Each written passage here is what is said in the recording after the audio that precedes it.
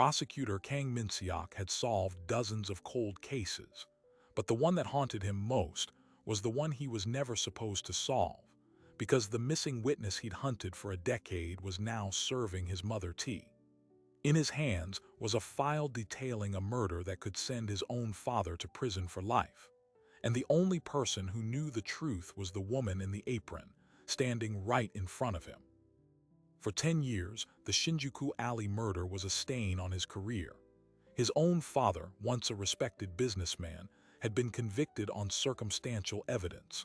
Only one eyewitness could have proven his alibi, but she vanished the night of the crime.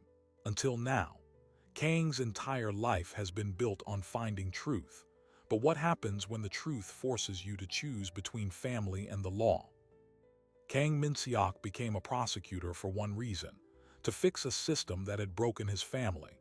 His father, Kang D-hyun, was sentenced to 22 years for the murder of a rival businessman in Tokyo's Shinjuku district in 2013. The evidence was thin: a business rivalry, a shaky security camera timestamp, and no murder weapon. But one piece was conspicuously absent: an alleged eyewitness, a foreign exchange student working at a nearby izakaya, who told police she saw two men arguing but not the attack. Her name was Adana. 2 days after giving her initial statement, she disappeared. Without her testimony to corroborate the timeline, the prosecution's case relied on pressure, and the court delivered a guilty verdict. Kang D-hyun maintained his innocence until the day he was transferred to prison. He told his son, "Find her. She knows I wasn't there." So Min-seok dedicated his life to the law. He rose quickly through the Seoul Central District Prosecutor's office, known for a cold, meticulous style. He buried himself in other cold cases, solving 7, but his father's file remained open on his private desktop. Every lead on the missing witness hit a dead end. No passport trail, no family contact in Nigeria, nothing.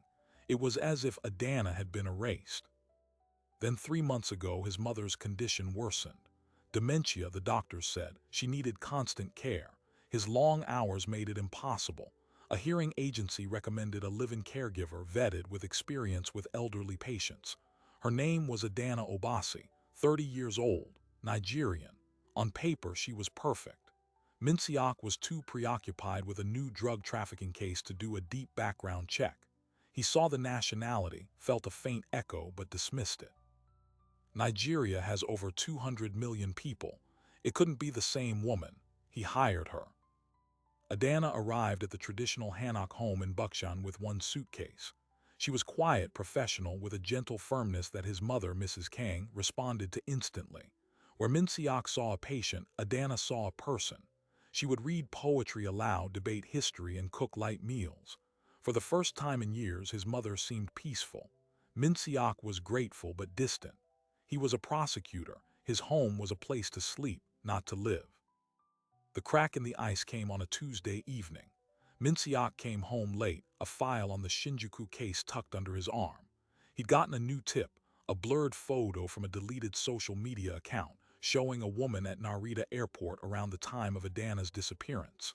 He was studying it in the hallway when he heard voices from the living room. His mother and Adana were talking. His mother, her memory flickering, said, "You remind me of my son. He searches for things that are lost." Adana's reply was soft, but it carried, "I understand. I have been lost too."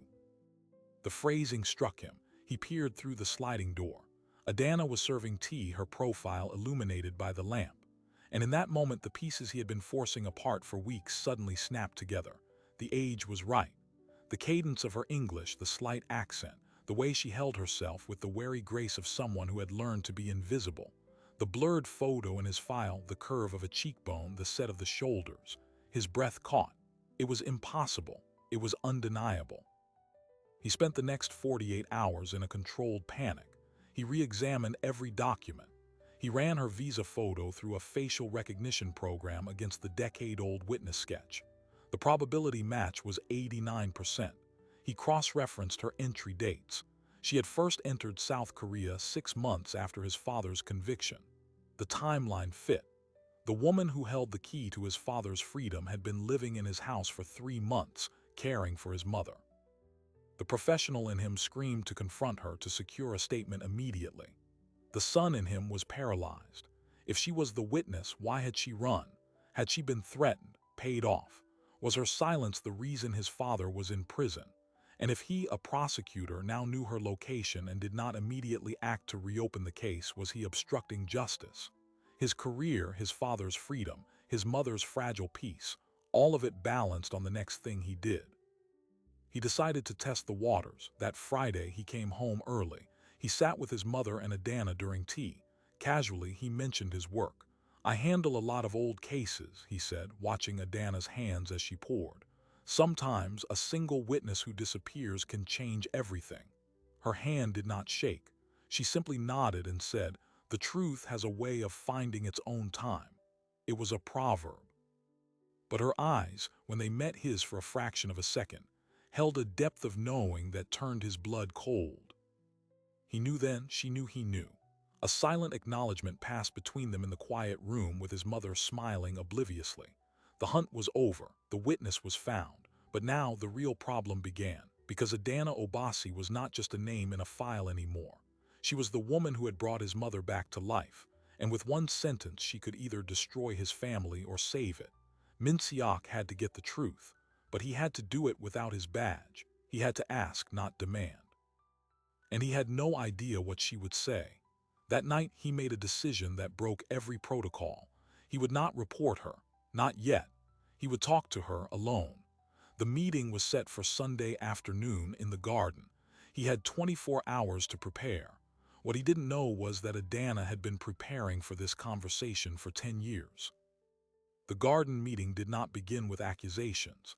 It began with a cup of barley tea, steam rising between them in the cool air, and Adana's first quiet sentence. "I knew who you were the day I arrived." Minsiak felt the ground tilt. All his careful planning, his prosecutor's interrogation strategy evaporated. She continued, her voice steady. "Your mother showed me a photo, you in your robes. She said, 'My son puts bad men away.' I asked your name, Kang Minsiak. Then I knew the universe had a very cruel sense of humor." For the next hour, the story unfolded, not as evidence, but as a confession. 10 years ago, Adana Obasi was 20, a scholarship student in Tokyo working nights at an izakaya to send money home. On the night of November 12, 2013, she took out the trash to the alley and saw two Korean men in a furious argument. One was Kang Di-hyun.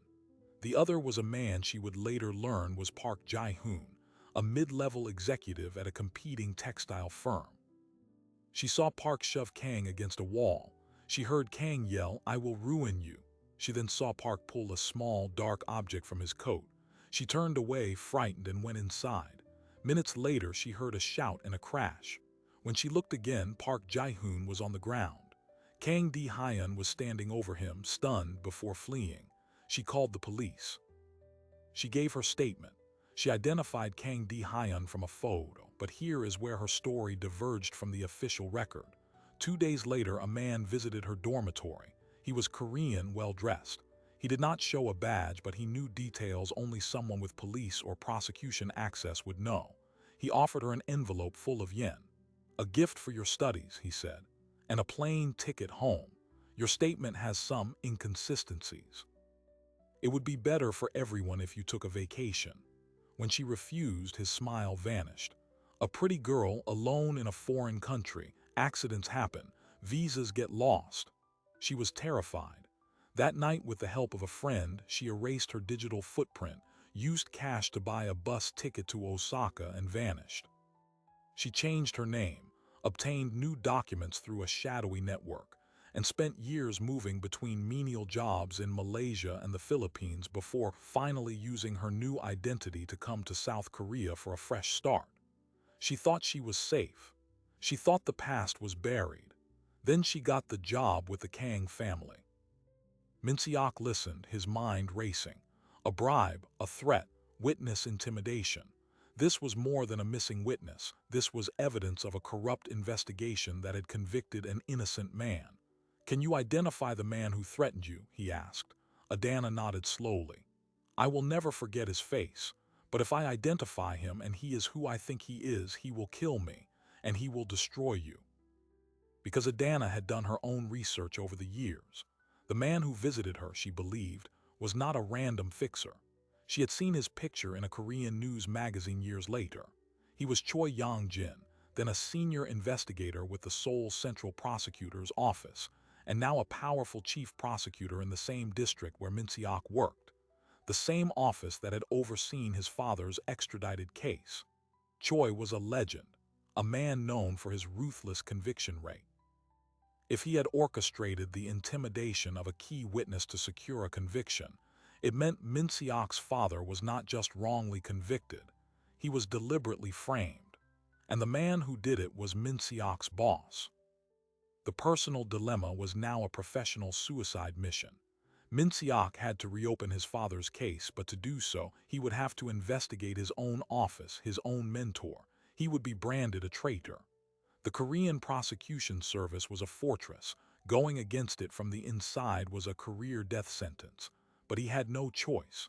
Adana's testimony was the key, but it was also a live grenade. They had to move carefully. He made a pact with her. She would not run. In return, he would not officially register her as a found witness yet. He would begin a clandestine review of the old case files, looking for the procedural cracks that would allow him to force a judicial retrial without immediately exposing Choi. He needed hard evidence that matched her story, the money trail for the bribe, the record of the unauthorized visit to her dorm. It was a dangerous game. Every document he accessed, every old contact he called would be logged. Choi would have allies in the system who would notice. The first crack appeared in the evidence locker. Min Se-ok requested the physical archive from the Shinjuku case, citing a routine cold case review. The box arrived, but it was too light. The original witness sign-in ledger from the Tokyo police, which should have listed Adana's contact details and the officers who interviewed her, was missing. The evidence slip showed it had been checked out by Internal Affairs Review 2 months after his father's conviction. The signature was illegible, but the authorization code traced back to the office of Chief Prosecutor Choi. This was the first hard proof. Someone had sanitized the file, but it was circumstantial. He needed the ledger itself, or a copy. He called in a favor from an old classmate now in digital forensics, asking for a deep search on any scanned documents from that case period that might have been backed up before the physical removal. It was a risk. The request was unofficial. While he waited, life in the Hanok became a tense performance. Adana cared for his mother with unwavering calm, but the quiet moments were charged. They communicated in glances, in brief exchanges about the weather that carried double meanings. "It feels like a storm is coming," his mother would say, and Adana would reply, "The foundations are strong. We will be safe."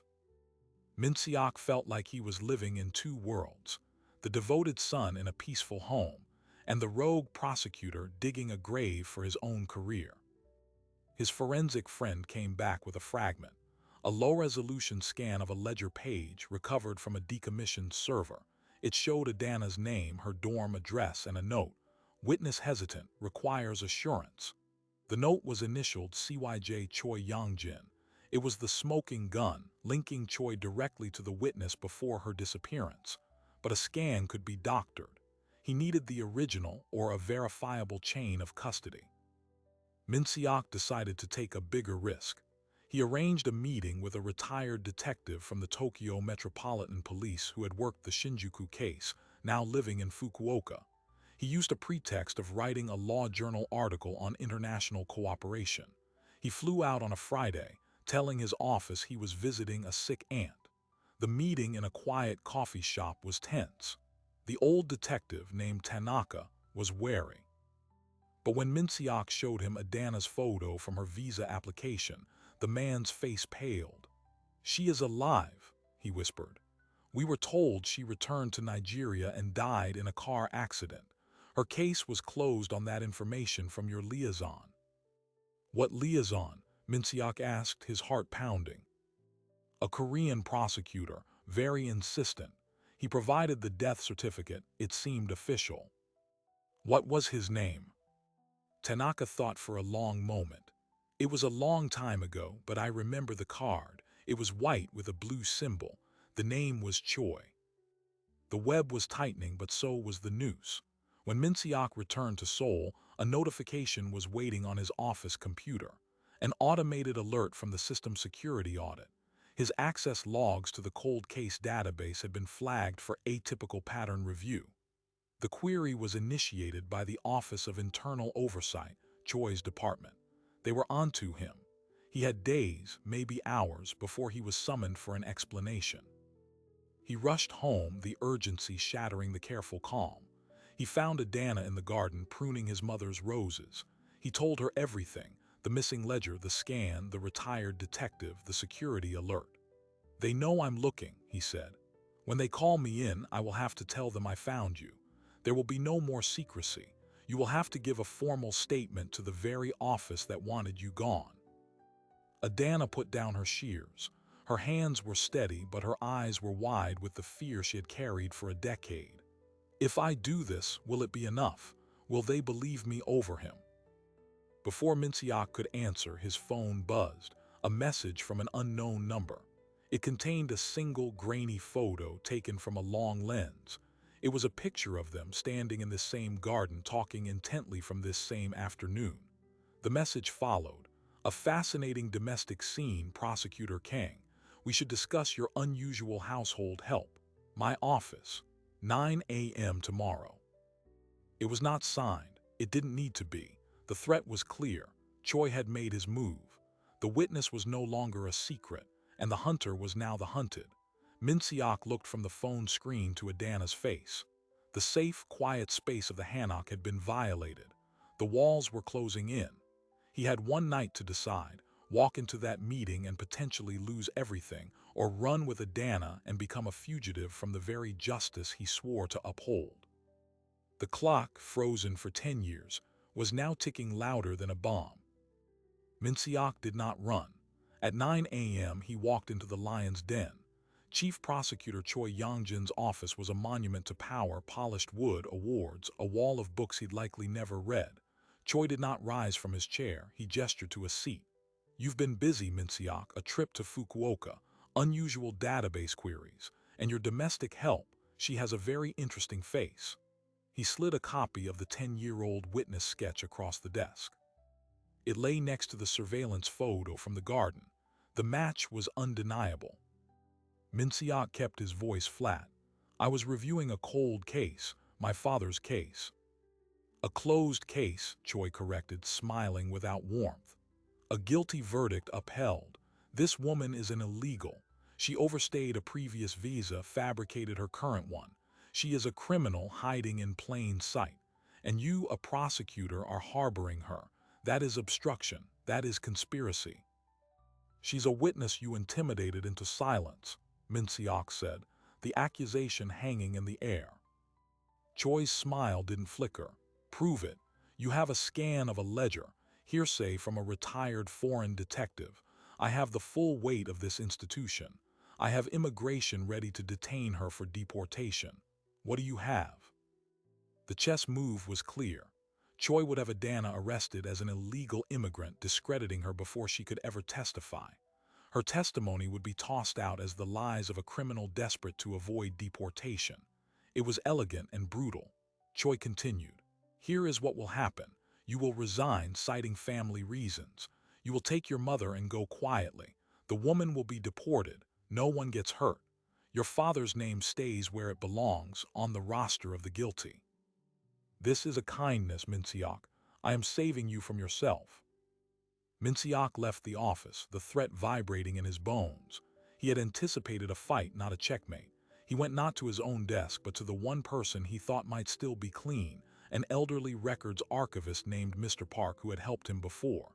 He laid out the situation in a desperate whisper in the dusty stacks. The old man listened, his face grim. "The ledger you're looking for," Mr. Park said softly. "It was not just checked out. It was part of a batch.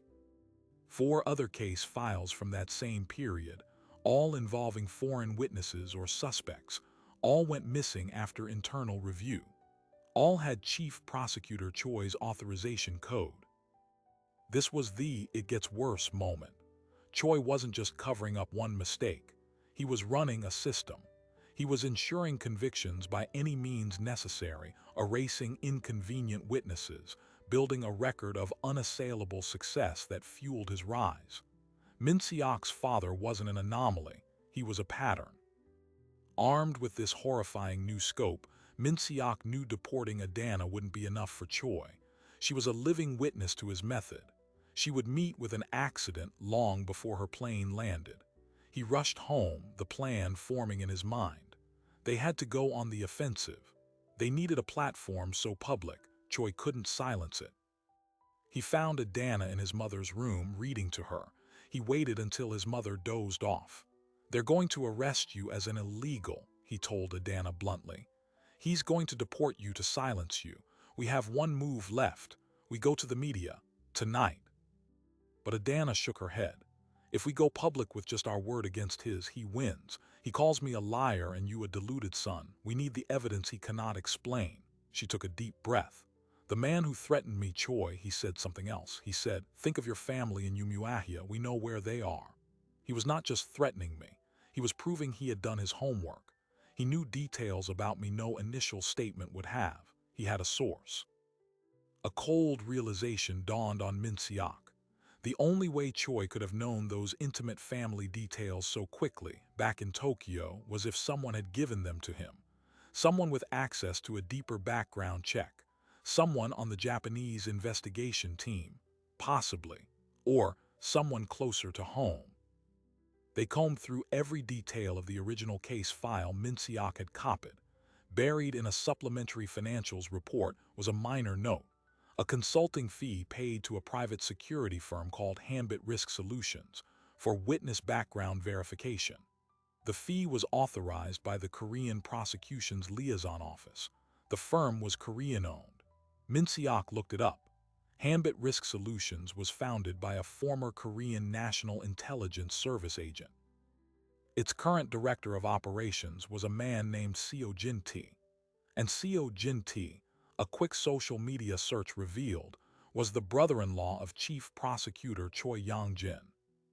The conspiracy had a shape, and it was a family business. Choi used his brother-in-law's firm to dig up dirt on witnesses to intimidate them, all billed to the state as investigative services. Adana's family details had come from a private, illegal deep background search, not official police work. This was the hard evidence they needed, a financial paper trail linking Choi to an illegal intimidation tactic. But it was still just a document. They needed someone to authenticate it, someone from inside Hambit who would talk. Min Seok remembered a name from an old anti-corruption case, a Hambit accountant who had been fired and had tried to blow the whistle years ago but was discredited. His name was Kim D-sung. He was a ghost, living under the radar. They had less than a day to find him. Using every contact he had left, Min Seok tracked Kim to a modest apartment in Incheon. The man was terrified, paranoid. He wouldn't let them in. So standing in the dim hallway, Adana did the talking. She didn't plead their case. She told him hers. She told him about the alley, the threat, the 10 years of hiding, the family in Umuahia she hadn't seen in a decade because she was too afraid to lead danger to their door. She spoke not as a prosecutor's asset, but as a victim of the machine Kim had helped fuel. "They think we are paperwork," she said, her voice quiet but fierce. "We are not. We are people they erased. Help us remind them." Kim D-sung, his eyes tired behind thick glasses, stared at her for a long minute. Then he wordlessly opened his door. Inside, he gave them a digital ledger, a hidden copy of Hambit's books for that period. It listed the project code for the Shinjuku case, the fee, and a chilling itemized line. Asset neutralization, subject A. Obasi. Package includes family location, vulnerability assessment. It was signed off by Seo Jin-tae with a note. For CYJ, ensure permanent silence. They had it, the undeniable link, but as they were leaving, Kim grabbed Min Seok's arm. "You know this will not be enough, right? He will say it was forged. He will say you coerced me. To break a man like Choi, you need more than paper. You need a spectacle." Min Seok understood. They needed to force a confrontation where Choi's own power turned against him. They needed to make him move openly, stupidly. And they had the perfect bait, Adana. They devised a desperate plan. Min Seok would appear to capitulate. He would call Choi's bluff and resign, as demanded. The resignation would be a signal to Choi that the threat was over, that Min Seok was broken. It would make Choi overconfident.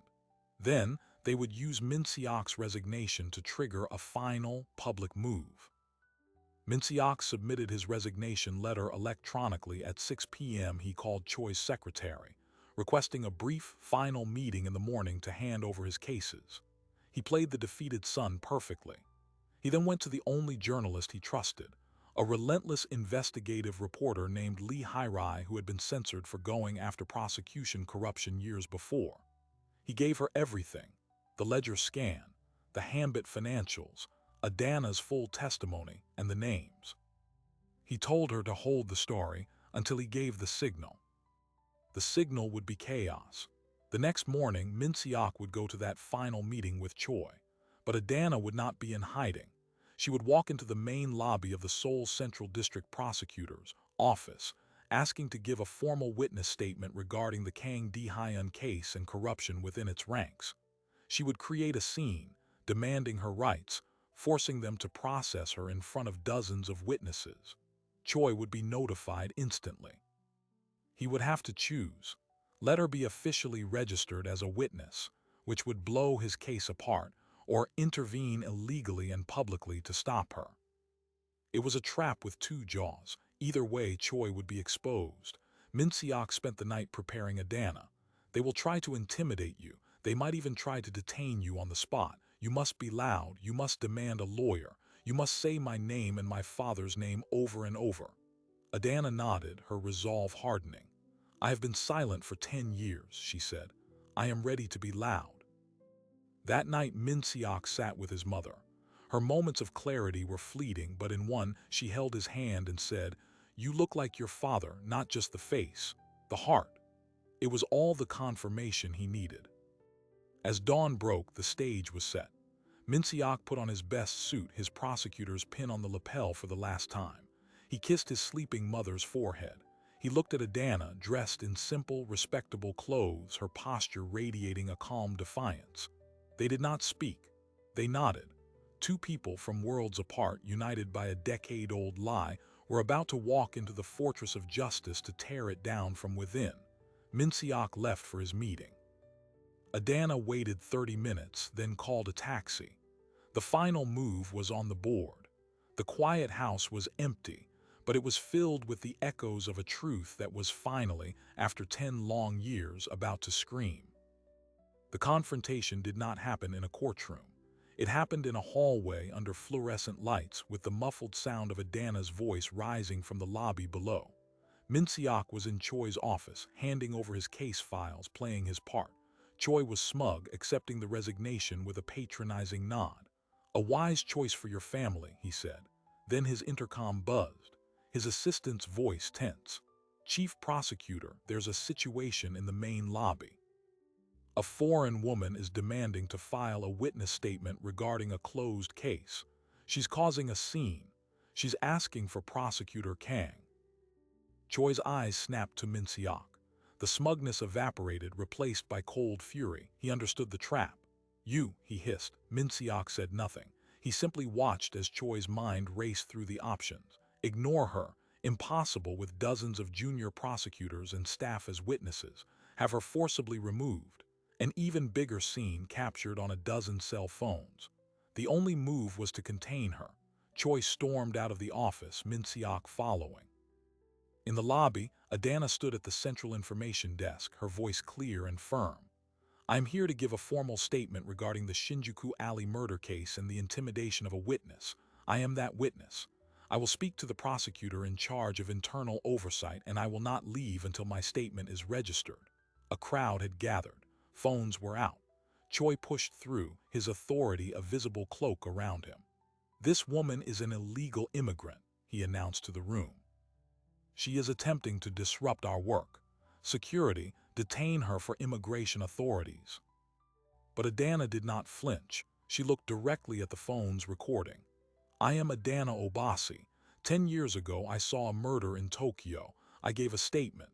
Then Chief Prosecutor Choi Yong-jin threatened me and paid me to disappear so he could convict an innocent man. I have evidence, and I am not leaving." She held up a flash drive containing the Hambit financial records. Chaos erupted. Reporters, tipped off by Min Seok's journalist contact, began pouring into the lobby. Choi, seeing his control slip away, made his fatal mistake. In front of everyone, he pointed at Min Seok and ordered security, "Detain him too. He is conspiring with this criminal." It was a blatant public overreach. A senior prosecutor ordering the arrest of another prosecutor without cause in the middle of a media storm. The order hung in the air, unanswered. The security guards hesitated. In that moment of stunned silence, a new voice cut through. It was Lee Hai-rai, the investigative journalist. She walked forward, a live broadcast camera following her. "Chief Prosecutor Choi," she said, her microphone active. "This woman claims you oversaw a private security firm that illegally intimidated her. Can you explain these financial records from Hambit Risk Solutions, which show you authorized payments for her neutralization?" She held up a printed copy of the ledger. The camera zoomed in. The room held its breath. Choi was cornered on live television. He defaulted to bluster. "These are forgeries. This is a conspiracy by a disgraced prosecutor and a lying immigrant." But the damage was done. The spectacle was unfolding exactly as planned. The Supreme Prosecutor's office, watching the live feed, had no choice. An internal affairs team was dispatched immediately. They arrived within 20 minutes. They took Choi, Min Seok, and Adana into separate rooms, not as detainees, but for formal questioning. The machine, fueled by its own need for public perception, began to consume itself. The investigation that followed was swift and brutal, driven by the intense media scrutiny. The Hambit records were authenticated. Kim D-sung, the whistleblower, gave a full testimony under protection. The retired Detective Tanaka from Fukuoka gave a video statement confirming the fraudulent death certificate. The 4 other missing case files were uncovered, revealing a pattern of witness tampering that spanned years. Choi Yong-jin was arrested on charges of obstruction of justice, witness intimidation, and fraud. His brother-in-law, Seo Jin-tae, was arrested for illegal surveillance and corruption. The fortress of the prosecution service had a visible, public crack. For Kang D-hyun, the wheels of justice turned with shocking speed. A judicial review was convened. With Adana's testimony formally entered into the record and the evidence of a corrupted investigation, the original verdict was overturned. After 10 years, 3 months, and 14 days, Kang D-hyun walked out of prison a free man. The reunion at the Hanok was quiet, steeped in a grief for lost time. He held his wife, whose eyes, for a beautiful, clear moment, held full recognition. He hugged his son, and no words were needed. But the story had one final, surprising twist. During the internal probe into the Shinjuku case, a re-examination of the evidence, now free from Choi's influence, uncovered something new.